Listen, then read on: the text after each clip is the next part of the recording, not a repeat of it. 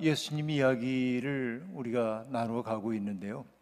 사실은 예수님 이야기이기도 하지만은 우리들의 이야기를 나누고 있는 것이기도 합니다.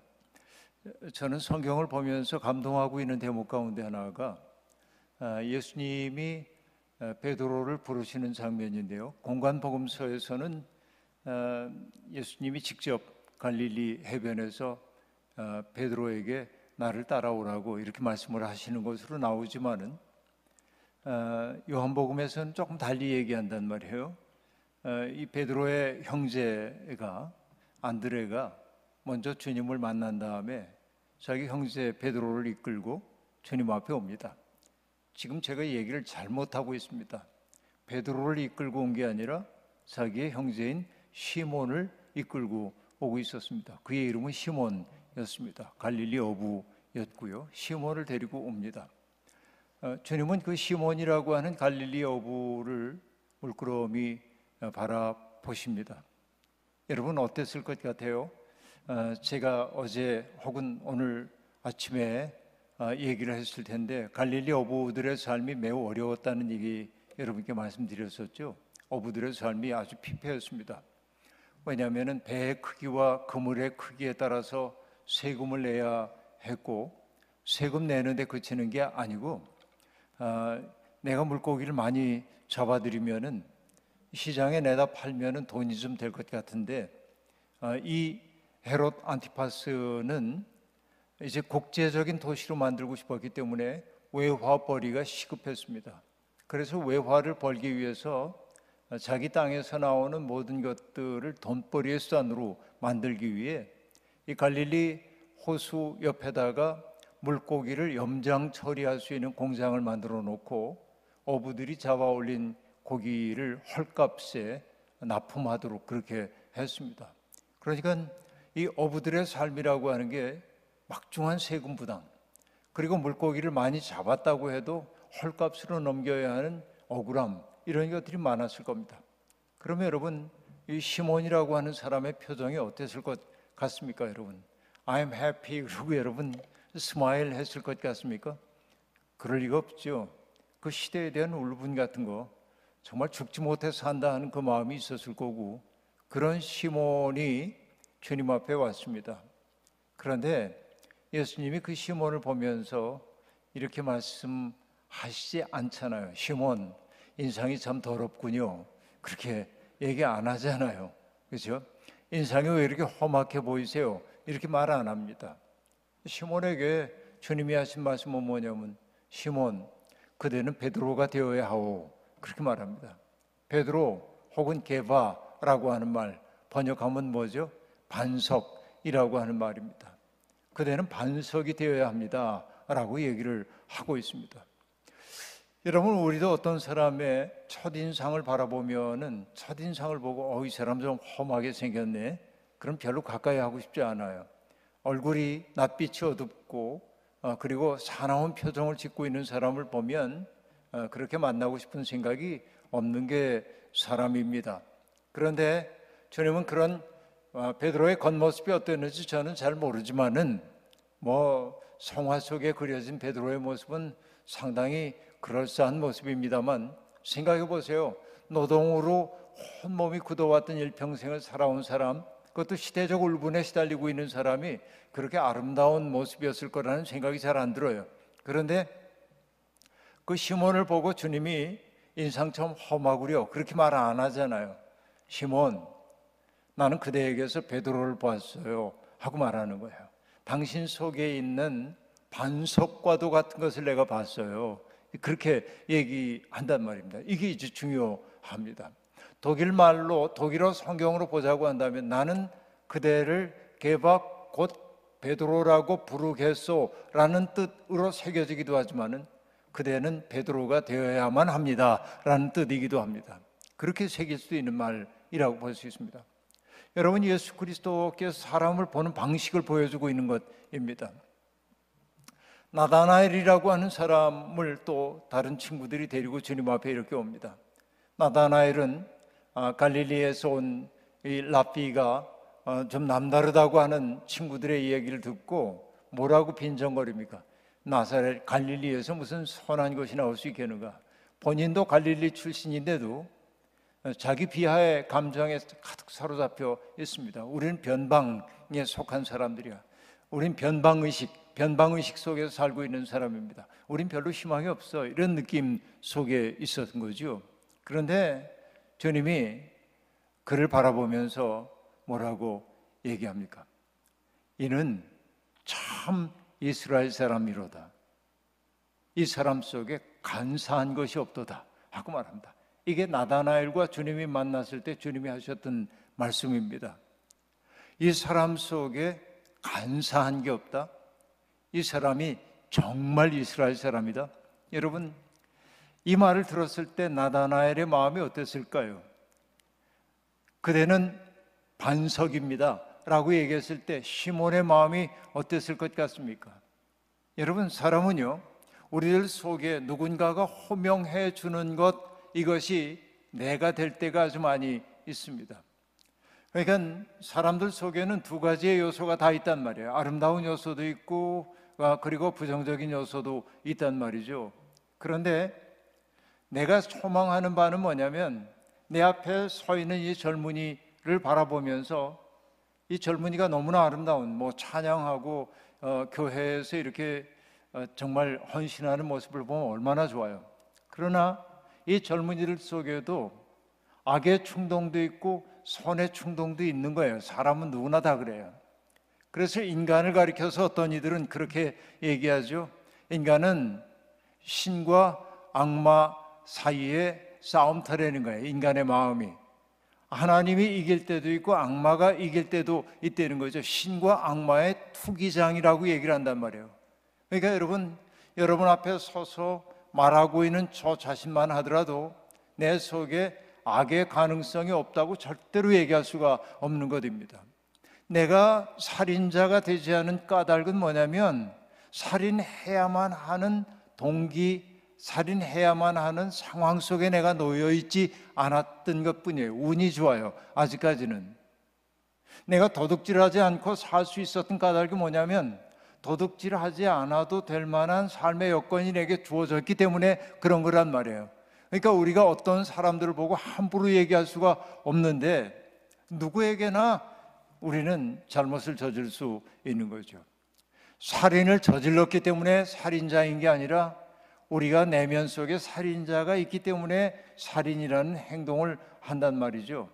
그러니까 여러분, 모든 사람 속에 두 가지 가능성이 있다고 한다면 우리가 정말로 이웃을 사랑한다는 말이 뭘까 생각해 보면 그 사람 속에 있는 선한 것을 호명해내는 게 이웃사랑이에요. 내가 보기엔. 여러분 한국으로 얘기하면은 에너지 빈곤층들에게 연탄 날라주는 거, 이것도 이웃사랑 맞아요.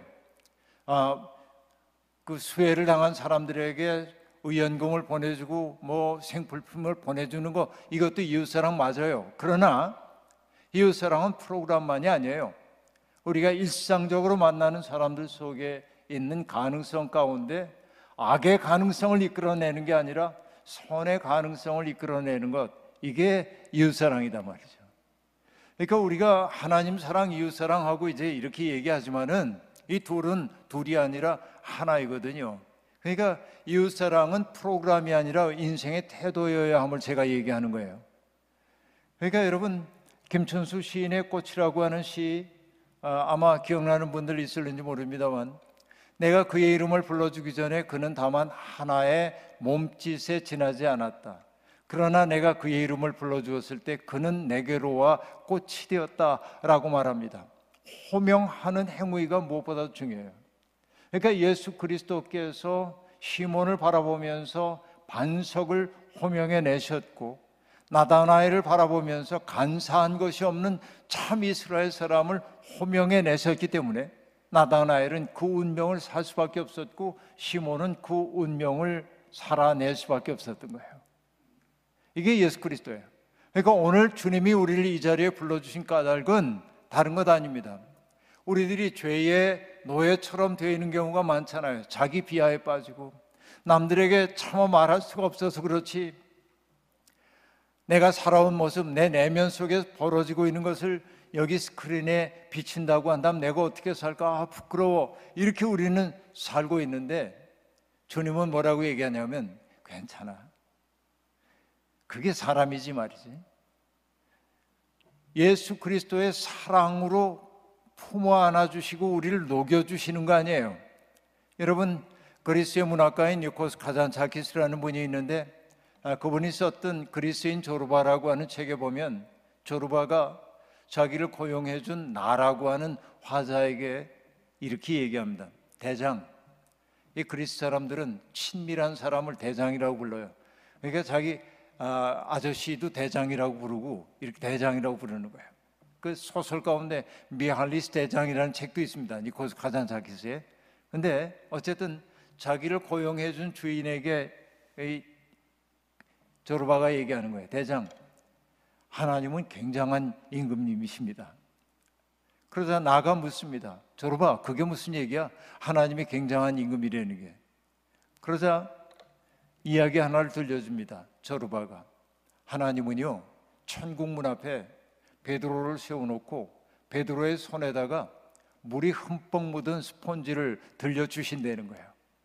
죄인 하나가 문 앞에 오면, 천국 문 앞에 오면 죄인이거든요. 온몸이 더럽혀졌거든요. 그럼 지옥 그러지 않고 어떻게 하라고 하냐면 베드로의 손에 들린 게 뭐라고 그랬어요? 물이 흠뻑 묻은 스폰지라고 그랬죠.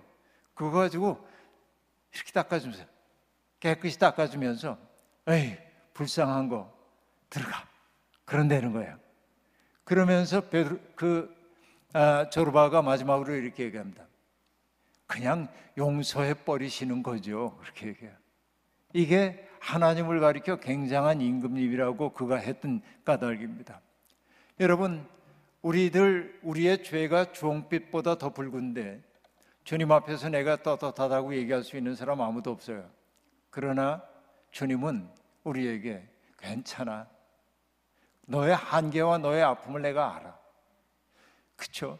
여러분, 가늠하다 잡혀온 여인을 보았을 때 주님이 뭐라고 하십니까? 사람들이 돌을 들고 기세등등하게 이 여자를 쳐 죽일까요? 라고 얘기했을 때 주님은 너희 중에 죄 없는 자가 먼저 돌로 치라 라고 말씀하시며 쭈그리고 앉아 뭔가를 땅에 쓰셨습니다. 나이 든 사람부터 돌멩이 하나 둘 내려놓고 다 돌아갔습니다. 그때 몸을 일으켜 세우신 주님이 뭐라고 얘기하셨죠? 너를 치려는 사람들이 어디 있냐고 묻습니다. 아무도 없습니다. 그러자 주님이 얘기합니다. 그동안 살아온 그 이야기 전혀 얘기 안 해요. 내 죄를 내가 알렸다 이런 얘기 안 해요. 뭐라고 얘기합니까? 가서 다시는 죄를 짓지 마. 이 얘기는 뭐죠? 가서 다시는 죄를 짓지 말라고 하는 얘기는 지금까지 살아온 그대의 삶을 내가 받아 안았다고 하는 얘기 아닙니까? 그런 얘기죠. 이게 중요한 거예요. 주님의 사랑은. 여러분, 옛날에 어르신들은 많이 아실 텐데 젊은 세대들은 모를 거고요. 한국을 떠나온 지 오래된 분은 모를 수도 있겠습니다만은 한국의 가톨릭 교회에서 지학순 주교라고 하는 분이 있었습니다. 머리가 하얀 백발의 주교님이었습니다. 굉장히 유명한 분이었어요. 이 백발의 주교님이 원주에서 주교로 생활을 하고 있었는데 이 원주역에서, 지금은 이제 다릅니다만 원주역에서 주교관으로 가려고 하면 질러가는 길이 있고 우회하는 길이 있습니다. 대개는 사람들이 주교관으로 바로 가지 않고 우회하는 길을 택했습니다. 주교님도 그랬습니다. 왜 그랬냐면 질러가는 그 길이 뭐냐면 역전에 늘 있는 유곽이었습니다. 집창촌이었던 거죠. 그러니까 점잖은 사람들이 거기로 들어갈 수가 없는 겁니다. 그런데 어느 날 이 주교님이 기차에서 내려가지고 몸이 고단하셨든지 먼 길을 돌아갈 생각이 없으셨던 모양이에요. 그래서 그 유곽 쪽을 향해서 이렇게 통과해서 주교 집으로 이제 가려고 그러는데 다 알아요. 그 거리에 있는 여인들이 누구인지 다 알아요. 워낙 유명하기 때문에 모르는 사람이 없어요. 그런데 장난스러운 생각이 들었던 모양입니다. 그 거리에 나와 있던 여인이 주교님의 팔을 덥석 붙잡으면서 이렇게 얘기를 했습니다. 할아버지 놀다 가세요. 그랬어요. 여러분 이 상황이 이제 어떤 상황인지 아시겠죠? 할아버지 놀다 가세요. 그러면 여러분 만약에 내가 지금 가고 있는데 어떤 여인이 내 발을 잡으면서 할아버지 놀다 가세요 그러면은 당황스러워요. 이거 어떻게 해야 합니까? 왜 이러세요? 그죠? 왜 이러세요? 그러고 황급히 누가 볼세라, 그죠? 누가 행여라도 볼세라 황급히 그 자리를 벗어날 것 같아. 그런데 이 지학순 주교는 자기 팔을 붙들고 할아버지 놀다 가세요. 그런 그 여인에게 이렇게 응대를 했습니다. 놀 틈 없다. 그러자 그가 이 대꾸가 재밌었든지 얘기했어요. 틈이 없으면 짬이라도 내세요. 짬도 없다. 짬이 없으면 새라도 내세요. 그런 거예요. 그래서 지주교가 주머니를 뒤져서 지갑을 꺼내가지고 돈을 꺼내서 그 여인의 손에 쥐어줍니다. 그리고 뭐라고 얘기하냐면 얘따 과자 하나 사 먹어라. 그리고 돈을 줘요. 그리고 가요. 근데 이 얘기를 아마 하셨겠죠, 누군가에게. 근데 이 지학순 주교라고 하는 분에게 영향을 많이 받았던 한국의 시인이 있습니다. 김지하라고 하는 시인인데요. 김지하 시인이 이 상황을 그대로 시로 썼어요. 제가 얘기한 그대로예요. 시의 내용이. 할아버지 놀다 가세요. 이제 주교 그 관사로 가는 그 길 얘기 나오고 이렇게 붙잡혔던 얘기 놀다 가세요. 놀 틈 없다. 짬을 내세요. 짬도 없다. 새를 내세요. 새도 없다. 그리고 얘따 과자 하나 사 먹으라. 돈 꺼내서 준 거죠. 그러고는 끝이에요. 시가. 그런데 혼자 그 다음부터 생각을 해보는 거예요. 그 여인이 어떻게 됐을까? 여러분 이러면 좋겠죠. 그날로 그곳을 떠났다 그러면 얼마나 좋겠어요. 배와 그물을 버려두고 주님을 따랐던 그 처음 제자들처럼 옛삶을 그렇게 청산해버리면 얼마나 좋겠어요. 그러나 인생은 그렇게 만만한 건 아닙니다. 그 여인이 어떻게 됐는지 몰라요. 그러나 저는 짐작해봐요. 어떤 짐작이냐면 그날 그 백발의 주교님과 마주쳤던 그 사건이 그날의 그 사건이 이 여인의 마음속에 씨앗 하나를 심었을 거다. 어떤 씨앗 하나를 분명히 심었을 거다. 왜냐하면 그동안 수많은 남성들이 자기를 바라볼 때 두 가지 시선밖에 없었어요. 욕망의 시선, 욕망의 이글거리는 시선, 자기를 쾌락을 위한 도구로 바라보고 있는 욕망의 시선이 하나 있었을 거고, 또 하나는 뭐냐면 경멸하는 시선, 그렇죠? 정죄하고 경멸하는 시선. 그런데 이 주교가 자기를 바라볼 때는 어떻습니까? 손녀딸 바라보는 것처럼, 그렇죠? 아무런 도덕적 판단도 하지 않고 그냥 손녀딸 바라보듯 사랑으로만 바라봤죠. 그 순간에 이 여인의 마음속에 어떤 씨가 심겨졌을 거라고 생각하고 어느 땐가는 그 씨가 자라서 그의 삶을 바꾸게 되었을 거라고 저는 확신해요. 이 마주침이 중요한 거예요. 마주침이 사건을 불러일으킨단 말이에요. 그러니까 예수와 만난다고 하는 것은 그런 거예요. 때때로 내 속에 씨앗 하나가 탁 떨어져요. 잊고 있었는데 어느 날 때를 만나면 이 씨앗이 자라나기 시작한단 말이죠. 그러니까 여러분 정말 예수와 만났던 사람들을 보면요, 예수님이 3년의 공생의 기간을 보내는 동안 예수님과 만났던 사람들은 행복했을 거예요. 왜 행복했다고 제가 생각하냐면 오늘 새벽에 제가 말씀을 드렸던 그대로입니다. 예수님이 사람을 대하는 태도를 우리가 배워야 돼. 뭐라고 얘기했습니까? 아버지께서 내게 이끌어 주신 사람 가운데 하나도 잃어버리지 아니하고 마지막 날에 영생을 얻게 하는 게 내 일이라고 얘기하는데, 그 말을 그냥 밑줄만 긋지 말고 예수님은 오늘 당신의 눈앞에 현존한 사람을 누구로 여겼냐면 아버지께서 내게 이끌어 주신 사람으로 여겼다는 거예요. 그러면 여러분 어떻습니까? 예를 들어서 어떤 그 국회의원이 혹은 무슨 어느 시의 시장이 혹은 대통령이 누군가를 내게 보내면서 목사님 아무개를 보내니까 잘 좀 부탁합니다. 잘 좀 이야기 좀 나눠주세요. 그러면 여러분 제가 그 사람을 어떻게 함부로 대하겠어요? 그죠? 그렇게 소개를 받고 오는데 근데 예수님은 어땠다는 겁니까?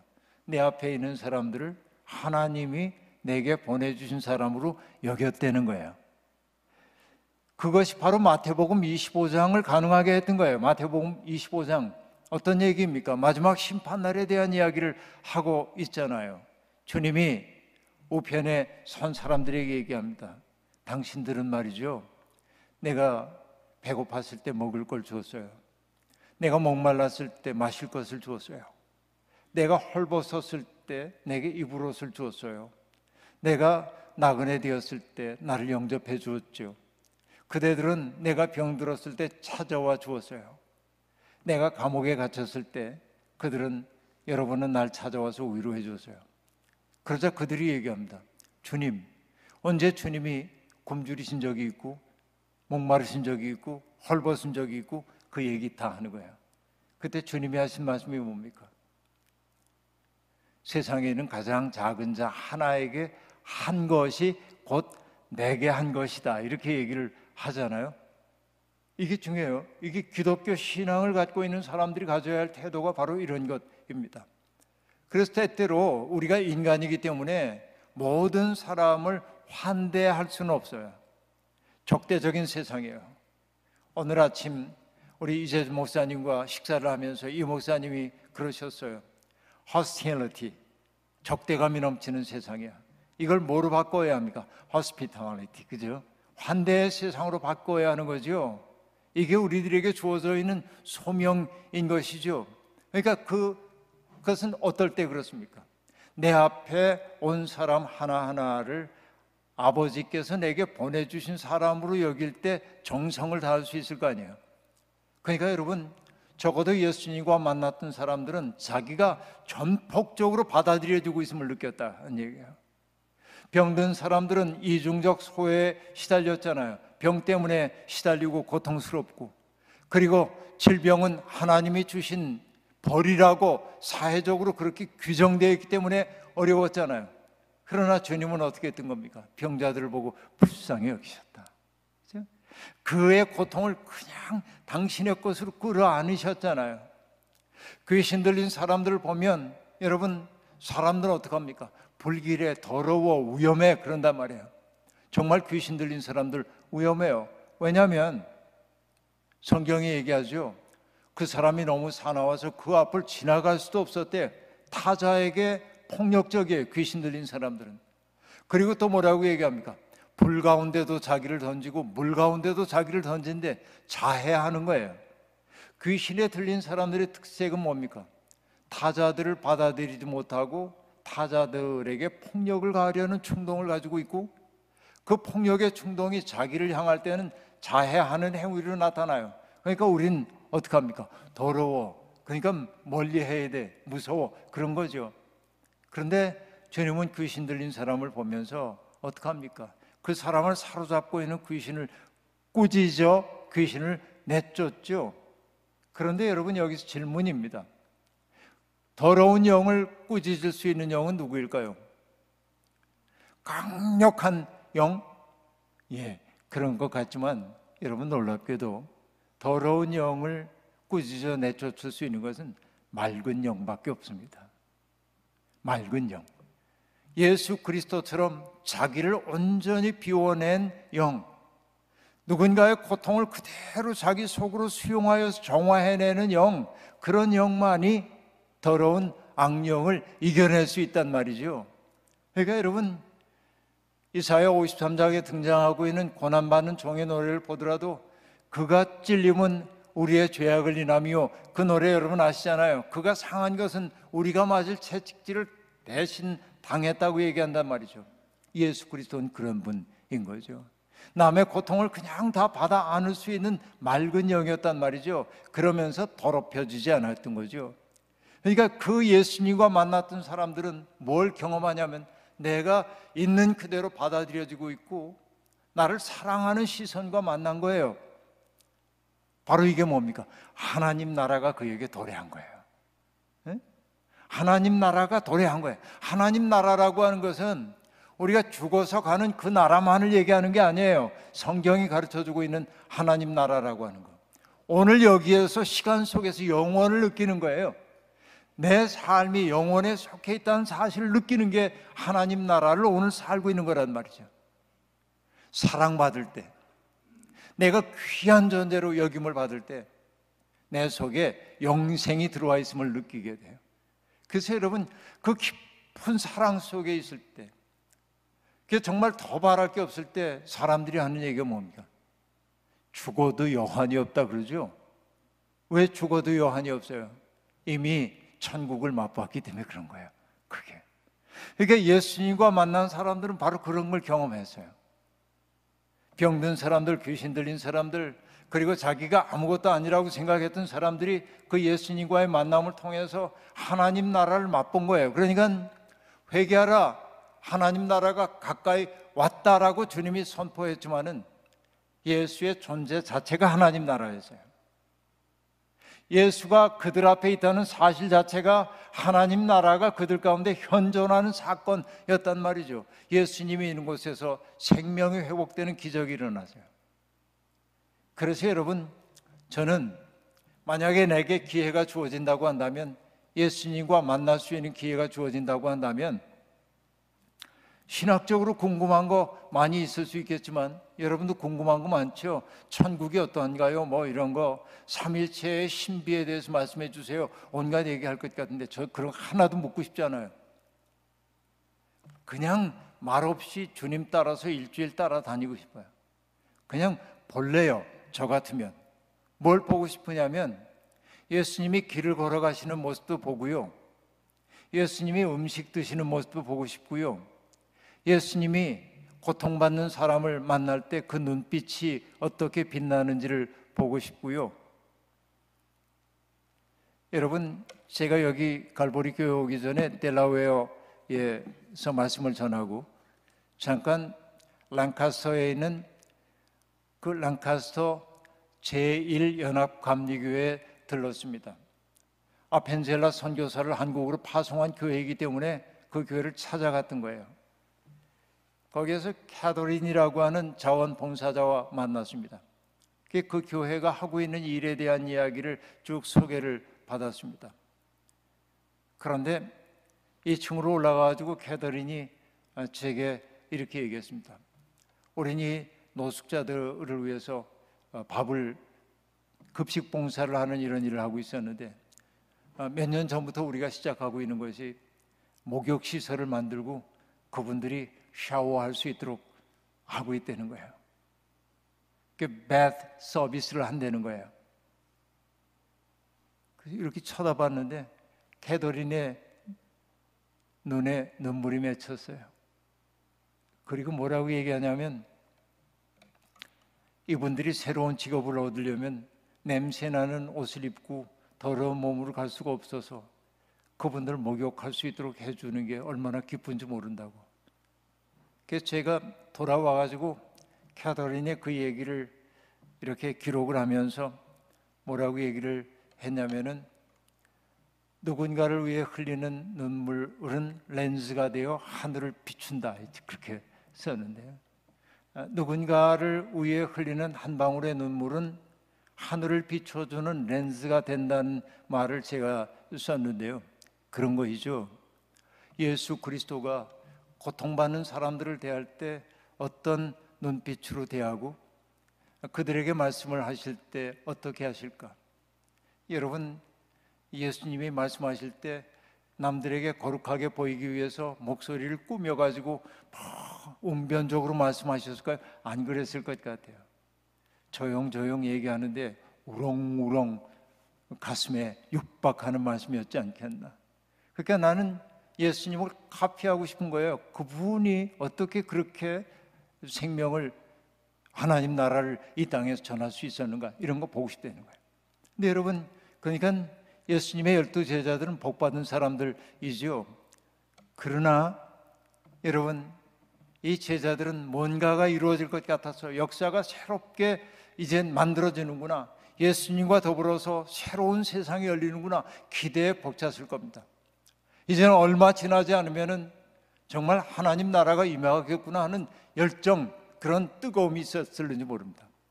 그러나 그들이 모르고 있는 것 하나 있었습니다. 그건 뭐냐? 기득권을 누리고 있는 사람들이 얼마나 강고한지를 간과하고 있었다 하는 얘기입니다. 그러니까 여러분, 예수 그리스도가 그렇게 아름다운 삶을 살기 시작할 때 그걸 불길하게 바라보고 있는 사람들이 있었죠. 로마 당국자들도 그랬지만 무엇보다도 뭐죠? 성전을 중심으로 해서 누릴 것 다 누리고 살고 있던 사람들은 사람들의 시선이 예수님에게 가는 것을 몹시 싫어했습니다.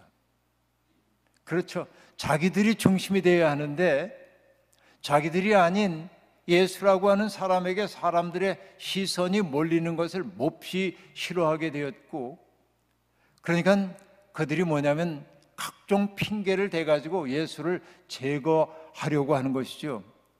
그러니까 예수를 시험에 들게 하려고 하는 질문을 자꾸만 던집니다. 당신의 제자들은 왜 씻지 않은 손으로 음식을 먹소?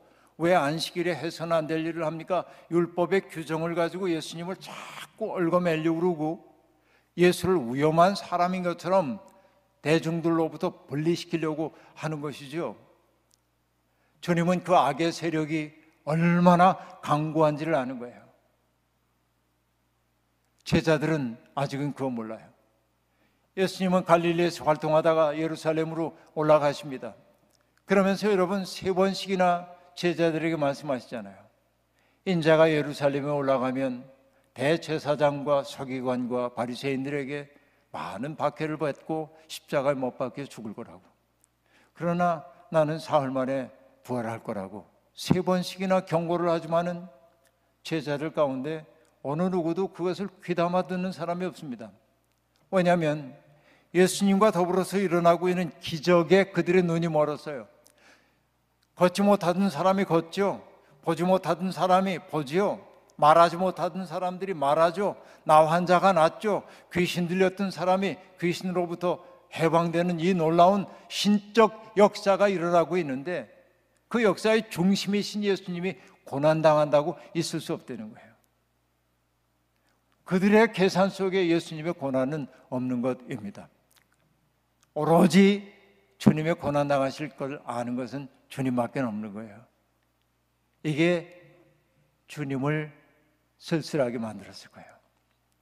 여러분, 어떤 사람이 쓴 시를 보니까 이런 대목이 있더군요. 산 계곡에 계곡과 계곡 사이에 다리가 하나 이렇게 놓여 있습니다. 근데 어떤 사람은 그 다리를 황급하게 지나가는 거예요. 근데 어떤 사람은 중간에 서가지고 계곡을 한참 바라봐요. 여러분 같으면 어떻게 하시겠습니까? 그런데 그 시인이 얘기합니다. 그냥 그 다리를 확 건너서 지나가는 사람을 뭐라고 말하냐면 다리를 외롭게 하는 사람이래. 네? 다리를 외롭게 하는 사람이에요. 이게 참 좋아요. 근데 여러분, 저는요 예수 그리스도의 외로움에 대한 생각을 하는 거예요. 당신은 지금 죽음을 향해 가고 있어요.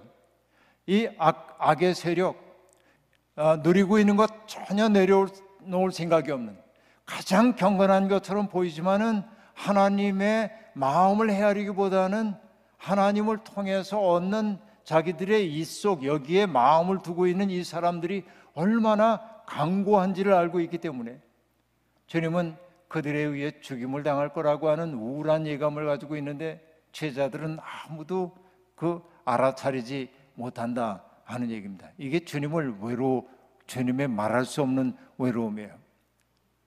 그리고 여러분, 마침내 운명의 날이 오잖아요. 주님이 제자들에게 겟세마네 동산에서 말씀하십니다. 오늘 저녁에 너희가 나를 다 버릴 것이다 라고 얘기합니다. 그러자 베드로가, 나서기 좋아하는 베드로가 얘기합니다. 주님, 저는 절대로 주님을 버리지도 않고 떠나지도 않을 것입니다. 아니야, 오늘 달개 울음소리가 들려오기 전에 네가 3번 나를 모른다고 할 것이야. 아니요 주님, 그럴 리가 없습니다. 죽음의 자리라도 저는 주님과 함께 갈 겁니다. 여러분, 베드로의 이야기에 진정성이 있습니까? 없습니까? 저는 100% 진정성이 있다고 믿어요. 베드로는 정말 주님을 떠나지 않을 자신이 있었어요. 어떤 위기가 있어도 난 주님 떠나지 않을 거야 자신이 있었어요. 그리고 주님과 함께 죽는 것도 각오가 되어 있었을 거예요. 그러니까 베드로의 그 고백은 진실하다고 저는 믿어요. 그러나 베드로가 알지 못했던 거 하나 있어요.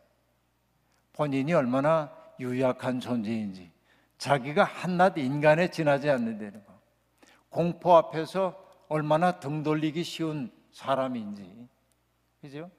자기가 얼마나 약한지를 그는 알지 못했던 것입니다. 그래서 여러분 어떻게 됐습니까? 결국은 우리가 알다시피 가야바 대제사장의 집에서 주님이 신문당하실 때 그 하인이 당신도 그들 가운데 있었죠? 난 아니야. 또 다른 사람이 아니야, 틀림없이 갈릴리 사람인 거 보니까 당신도 그들과 한패인데 이 사람아 당신 무슨 얘기하는지 모르겠어. 또 다른 사람이 나 이 사람 안다고, 분명히 그들과 함께 있었다고. 무슨 소리냐 하고 나오잖아요. 그때 달개 울음소리가 2번 들려왔다. 근데 여러분 그 다음에 뭐라고 얘기합니까? 달개 울음소리를 듣고 베드로가 바깥 어두운 데로 나와서 쉼이 통곡하니라 그랬어요. 저는 이걸 어떻게 설명을 하냐면, 자, 베드로의 얘기를 이렇게 한번 얘기해 봐요. 자, 오늘도 이제 은유를 사용하도록 하겠습니다. 포도입니다. 포도송이처럼 보이죠? 그렇다고 해주세요. 포도송이 맞습니다. 아직은 익지 않았어요. 파란 포도입니다. 청포도. 7월에 익는 청포도 아니고 음력 7월에 익는 그냥 파란 익지 않은 포도입니다. 설이 익어 먹을 수가 없어. 이게 뭐냐면 갈릴리 어부 시몬이에요. 근데 예수와 만났어. 예수라고는 은혜의 햇빛을 많이 받고 예수의 꿈을 자기의 꿈에 품기 시작하면서 새로운 세상의 꿈, 그리고 예수님의 사랑을 바라보면서 베드로 속에도 사람들에 대한 사랑이 배어들기 시작해서 그게 결국 뭐냐면 익은 포도, 보랏빛으로 변했어요. 자, 보세요. 초록색 포도입니다. 예수와 만나서 보랏빛으로 아름답게 익었어요. 맛이 들었잖아요. 그런데 맛이 들었는데 이 포도가 어떻게 변한 거냐면 주님을 3번씩이나 모른다고 했어요. 이 포도를 저는 뭐라고 얘기하냐면 으깨진 포도. 바닥에 떨어져가지고 으깨져서 내가 꽤 괜찮은 사람이라고 여겨서 난 줏대도 있고 의지도 있고 어떤 경우에도 주님 버리지 않을 거야 자신이 있었는데 그가 알지 못했던 건 뭐냐면 자기가 얼마나 약한 사람이지. 그러니까 공포가 찾아왔을 때 그는 자기의 의지와 상관없이 난 모르오, 아니요, 점점 강하게 부정하기 시작한단 말이에요. 이게 베드로의 으깨져서, 그래서 한 얘기가 뭡니까? 바깥 어두운 데 나가 통곡하니라. 내가 아무 쓸모없는 으깨진 포도가 되어버리고 말았단 말이에요. 오늘 우리의 상황이 어떤지를 보세요. 그러나 여러분 여기에 그쳤다고 한다면 베드로는 비참하게 인생을 마감했을지도 모릅니다. 내일 우리가 해야 할 이야기이긴 하지만은 주님이 십자가 처형당하시고 부활하신 주님이 베드로를 찾아오시고 그를 사랑으로 용납하시고 그에게 새로운 소명을 주셨을 때 그때 베드로는 완전히 변화돼. 그래서 뭐가 되냐면 으깨진 포도가 포도주로 변해요. 썩지 않는 포도주로 변해요.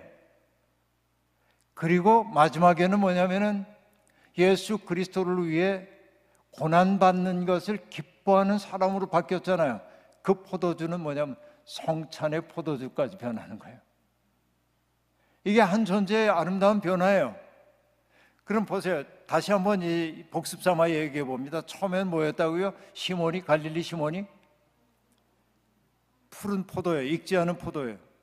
예수와 만났더니 그 인격 속에 타자들에 대한 사랑 같은 게 배어들어가지고 맛있게 변했어요. 익은 포도가 됐어요. 꽤 괜찮잖아요. 그러나 그 운명의 날 운명이 그를 타격했을 때 장담했던 자기는 무너져버리고 말았고 그리고 처절하게 울었어요. 그 무슨 포도라고요? 으깨진 포도.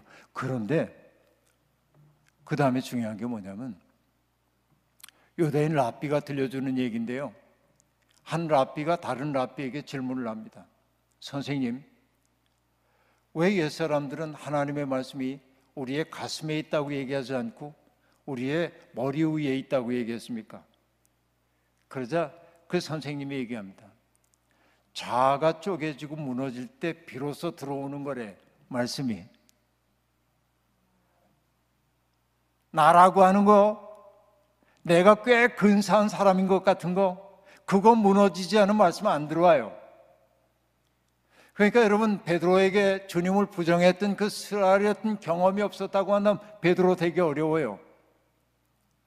으깨진 포도가 되었어요. 그러나 주님은 그 으깨진 포도를 그냥 두지 않고 부활하신 주님이 사랑으로 부둥켜 안자 그는 변화됐어요. 포도주로. 안 썩어요 이제는. 아시겠습니까? 우리가 가야 할 길이 바로 그런 데 있다고요. 우리 자꾸만 넘어지잖아요. 우리도 주님 모른다고 부정할 때도 아주 많이 있잖아요. 그래서 여러분, 인간이 된다고 하는 것은 뭐냐? 부서졌지만 여전히 온전한 존재가 되도록 해주시는 하나님을 신뢰하는 거예요.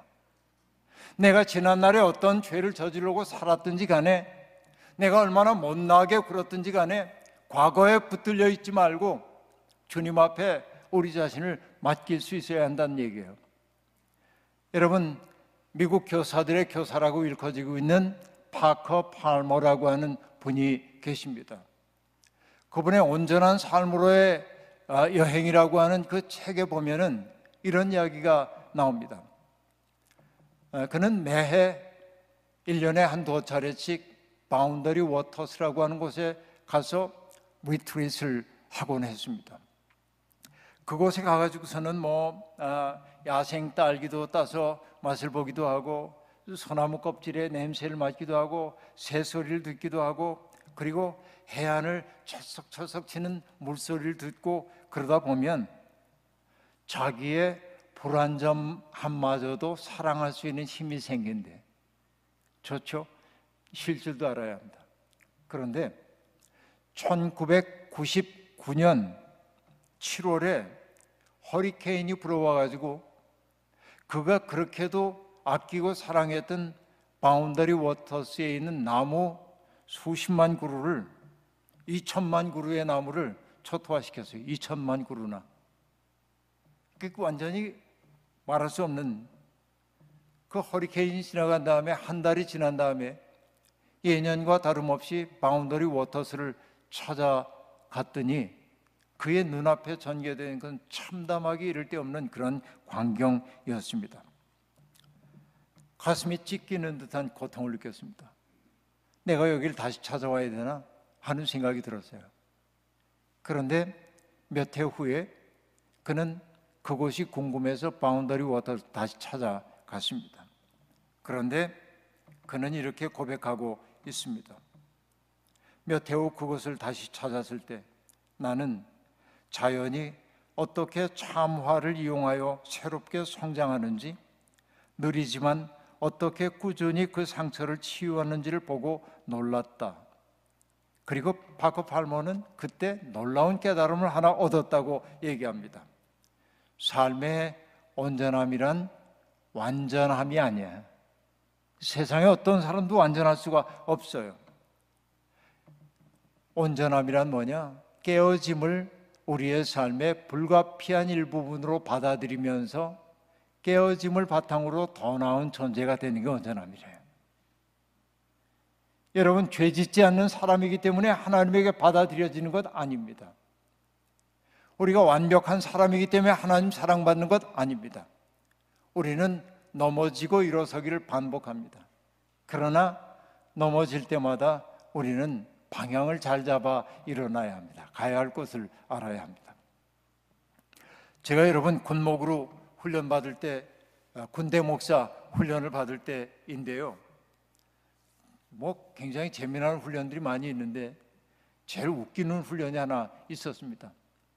그게 뭐냐면 야간 축성 훈련 이런 건데, 야간에 어떻게 이제 적으로부터 나를 숨기기 위해 어떻게 땅을 파고 위장할 것인지 뭐 이런 거, 또 야간에 적진에 가게 될 때 정숙 보행을 해야 되는, 조용히 가야 되는데, 그래서 그 멜빵을, 그 총의 멜빵을 총신에다 이렇게 묶고, 그리고 앞으로 이렇게 해서 몸으로 총을 가린 다음에 발을 들어 올려 가지고서는 살살 돌려 앞에 장애물이 없는지를 보고 발 내려놓고, 밤중에 하면 괜찮은데 낮에 하려니까 얼마나 웃겨요. 이게 서로 다 보는데, 다 보면서 이 짓을 하니까 얼마나 웃기는지 모르는데, 그 일을 하는데 더 웃기는 건 뭐냐면 가상으로 하는 거예요. 교관이 외쳐요. 조명탄. 그럼 조명탄이 딱 올라간 거예요. 발각되기 쉽잖아요. 그때 해야 하는 일이 뭐냐면은 바닥에 얼른 엎드려서 총을 깔고 배로 총신을 다 가리고, 왜냐하면 금속은 이제 빛을 반사하니까 총신을 다 가리고 고개를 푹 숙이고 있으라는 거예요. 그리고 교관이 이렇게 얘기합니다. 그런데 조명탄의 불빛이 땅 가까이 와서 흐려질 때 살짝 옆을 둘러가지고 내가 가야 할 방향을 보래요. 근데 저는 여기서 인생의 깨달음을 얻었어요. 그게 뭐냐? 살다 보면 내가 앞을 향하고 있는데, 앞을 향해 가고 있는데 더 이상 앞으로 가지 못하도록 하는 방해물을 만나 엎드려야 할 때가 있어요. 그죠? 그러니까 이것은 우리 인생의 마이너스 요인처럼 보여요. 그러나 교관이 뭐라고 얘기했습니까? 캄캄한 밤에 발을 이렇게 디뎌서 하나 내놓고 또 하나 내놓고 가고 있는데, 그 나를 방해했던, 진행을 방해했던 그 불빛을 이용해 내가 가야 할 방향을 잡으려는 거예요. 이게 군사훈련이지만 저는 인생의 훈련이라고 생각해요. 때때로 살다 보면 넘어질 때 있어요. 실패할 때 있습니다. 그러나 그 실패 때문에 울지 말고 그 실패 때문에 내가 가야 할 방향을 찾을 수 있다면 복 아닙니까? 이게 파커 팔머가 얘기하고 있는 삶의 온전함이란 말이죠. 우리는 이런 세계로 초대받았어요. 너무 자책하지 마세요. 어떤 잘못을 저질러도 너무 자책하지 말아요. 누구 좀 잘못하는 사람 보고 너무 엄격하게 꾸짖지 말아요. 실수하는 여백을 좀 줘요. 주님이 사람들에게 내 죄를 알렸다 하지 않고 받아 안았던 것처럼, 지악슨 주교가 윤리적 도덕적 판단의 눈으로 싸늘하게 정죄하지 않고 사랑의 시선으로 그를 바라봤던 것처럼 우리의 시선도 그렇게 바뀌어가야 하겠죠. 주님이 그랬던 것처럼. 바로 그렇게 우리들이 살게 될 때 우리는 비로소 뭐냐면 십자가의 길을 가는 사람이란 말이죠. 우리는 예수 그리스도의 십자가 위에 우리의 옛사람을 못 박은 사람이란 말이에요. 그래서 우리는 더 이상 나로서가 아니라, 욕망을 가진 나로서가 아니라 그리스도를 위해 사는 사람으로 바뀌어져야 한다 하는 얘기이죠. 여러분, 십자가의 사랑이 우리를 붙들고 있는 한 우리는 절대로 망하지 않습니다. 여러분, 제가 좋아하는 우리 그 친구라고도 하고 형이라고도 하고 그러는 선배 목사님이 있습니다. 여러분, 여기 미국 와 계셔서 모르겠지만은 한국에서는 꽤 유명한 시인입니다. 중견 시인. 뭐 이름 얘기해도 되겠죠? 고진하라고 하는 시인인데, 목사이지만은 일반 문단에서 많은 상을 받고 대단히 훌륭한 시인입니다. 그 고진하 시인이 홍천이라고 하는 곳에서 목회를 하고 있을 때 제게 와서 설교를 좀 하라고 그래가지고 제가 설교를 잘 준비해서 주머니에다 이렇게 설교문을 넣고 가서 예배 드리러 가자고 그래서 가서 앞에 이렇게 앉아 있다가 서울에서 김기성 목사가 왔는데 이제 말씀 전할 거예요. 그래서 앞에 가서 이렇게 서서 봤더니 다 75세 이상의 노인들만 앉아 계신 거예요. 시골교회니까. 그래서 여러분, 제가 설교하려고 이렇게 펼쳐놨던 종이를 접어서 이렇게 집어넣었어요. 다시. 그렇게 하고 아주 자연스럽게 얘기를 나눴습니다. 예배를 마친 다음에 예배당에 걸려있는 십자가를 봤는데, 이 십자가도 어느 장로님이 손수 깎은 십자가라는 말씀을 들었습니다. 십자가가 아주 형편없는 십자가가 걸려 있습니다. 그 예배당 벽에 거칠어요. 그래서 제가 물었죠. 형, 저 십자가 어떻게 마련한 거야? 그러자 그 고진아 목사님이 얘기합니다. 저거 어느 날 내가 이 자기 동네에 이렇게 지나가고 있는데 관에서 가로수를 심잖아요. 조그만 가로수를 심었는데 이게 가로수가 바람에 넘어지면 안 되니까 뭐 해줘요? 버팀목을 대주잖아요. 버팀목을. 그런데 나무가 이제 둥치가 커지고 어지간히 커져서 뿌리가 든든하다고 여기니까 뭘 해요? 버팀목 제거해가지고 던져놨더래, 나무를. 근데 그 나무를 가만히 보고 있으니까 버림받은 그 나무가 자기처럼 느껴지더래요. 이 벽촌에 와 있는 자기. 그래서 그걸 갖다가 칡넝쿨을 가지고 이렇게 십자가 모양을 만들어서 건 거예요. 그리고 그가 이름을 뭐라고 붙였냐면 버팀목 십자가 그랬어요. 여러분 때때로 버림받은 것처럼 느껴질는지 몰라도 버팀목 십자가가 우리의 삶을 버티게 하고요, 인간의 세상에 의해 버림받은 그분이 우리를 서게 만든다는 사실을 잊지 말기를 바랍니다. 그리고 여러분, 또 다른 십자가 하나 얘기를 해야 할 텐데요, 그건 뭐냐면 강원도 고성이라고 하는 곳에 있는 교회에서 본 십자가인데, 십자가가 어떻게 생겼냐면 나무판 두 개가 여러분이 나란히 서 있다고 생각해 보세요. 나무판 두 개가 요만큼 간격을 두고 이렇게 서 있는 거예요. 이렇게. 근데 여기에서 요만큼 따냈어. 십자가 모양이 되죠? 다시 한번 해볼까요? 나무판 두 개를 나란히 이렇게 세웠어요. 수직으로. 근데 이 나무판에서 요 중간 부분을 요만큼 따냈어요. 그럼 십자가 모양이 나오죠? 근데 그 십자가는 채워진 게 아니라 뭐예요? 비어 있는 거죠? 그걸 통해 세상을 보는 거예요. 제가 물어봤어요. 이 십자가는 어떻게 된 겁니까? 그러자 그 목사님이 얘기합니다. 사실은요, 이 십자가는 저 마을 논이 있는 그곳에 서 있었던 큰 느티나무가 있는데 바람에 넘어졌다는 거예요. 그 방치된 채 있었는데 마을 이장님한테 제가 이거 가져가도 됩니까? 그러니까 아이 골칫거리인데 뭐 가져가시죠. 그걸 실어다가 제재소에 가가지고 판넬 두 개를 만들어 달라고 했고, 그리고 그걸 갖다가 아까 얘기한 대로 그대로 세우고 여기만 딱 따내서 빈자리를 만들어서 그걸 통해 뭘 보냐면 마을을 바라보는 거예요. 십자가를 통해, 비어있는 십자가를 통해 마을을 바라봐. 마치 느티나무가 그곳에 우뚝 서서 사람들에게 그늘이 되어 주었고 쉴터가 되어 주었고 대화의 장이 되어 주었던 것처럼, 그 넘어졌던 그 나무를 베어다가 십자가를 만들어서 그 십자가의 눈으로 세상을 바라보고 싶어서 만든 십자가. 아름답지 않습니까? 여러분, 이렇게 형태적으로 굉장히 이쁘게 만든 십자가 많이 있지만 그래요. 그 십자가, 자기 빔의 십자가. 또 하나는 삼례라고 하는 곳에 있는 우리 후배 목사 교회인데, 우리도 교회 건축하는데 조금 도움을 줬는데, 교회 입당하는 날 가봤더니 십자가 모양이 어떻게 되어 있냐면 이렇게 이제 강목이 나란히 이렇게 되어 있는 게 아니라 이렇게 되어 있는 거예요. 이렇게 위아래도 이렇게 되다가 뾰족하게 이렇게 끝나는 거예요. 저게 무슨 어떻게 만든 십자가인가 하고 물어봤더니 그 목사님이 얘기합니다. 나무로 이렇게 예배당 건물을, 조그만 건물을 짓다 보니까 나무 베어내는 나머지 부분들이 있잖아요. 근데 그거 화목으로 쓸 수밖에 없는 건데 그걸 보니까 자기 마음이 너무 아프더래. 얘들은 사용되지 못하고 잘려져 가지고 버림받는 것 같아서. 그 버림받는 짜투리 나무를 갖다가 엮어 가지고 만든 십자가예요. 이름하여 짜투리 십자가. 버림받은 것들을 사용하는 거죠. 전 여기에서 은혜를 받았어요. 버팀목 십자가, 짜투리 십자가, 비어있는 십자가 말이죠.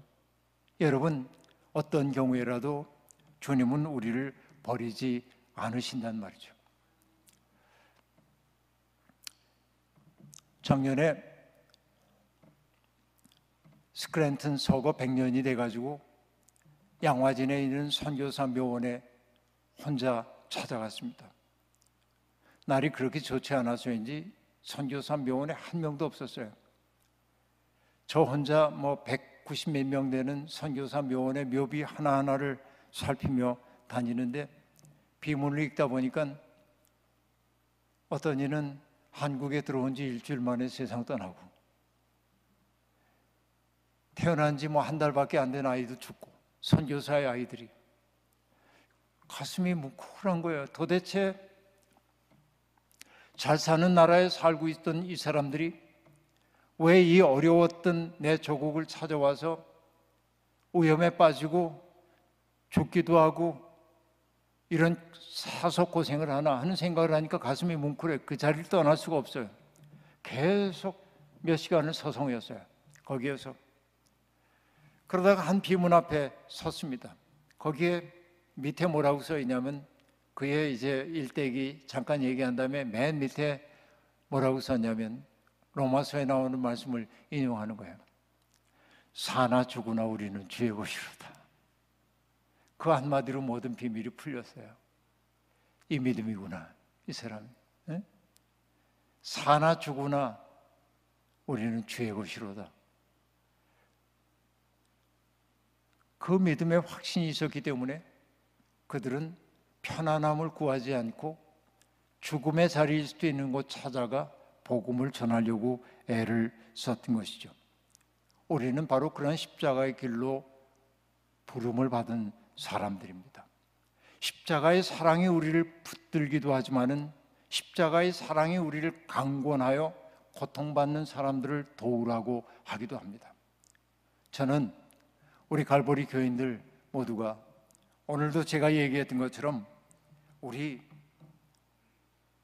그리스도를 닮은 사람들이 되어서, 사람들을 대하는 그리스도의 눈빛을 닮은 사람이 되어서, 사람들에게 건네는 그 생명을 살리는 말을 건네는 그리스도의 어법을 닮아서 생명을 풍성하게 하고 평화를 만들고, 그리고 그 주님과 점점 깊은 교제 속에 들어가서 내 속에 든든한 기둥 하나 생긴 것처럼, 으깨져 깨졌던 내 마음 속에 주님의 은혜가 들어와 가지고 나를 포도주로 변화시킨 것처럼, 내 삶이 제 아무리 고달프다 해도 나를 바꾸어 영원하게 해주시는 주님의 은혜를 가슴속에 새기면서 당당하게 십자가의 진실을 붙잡고 싸워나가는 여러분이 되기를 주의 이름으로 축원합니다.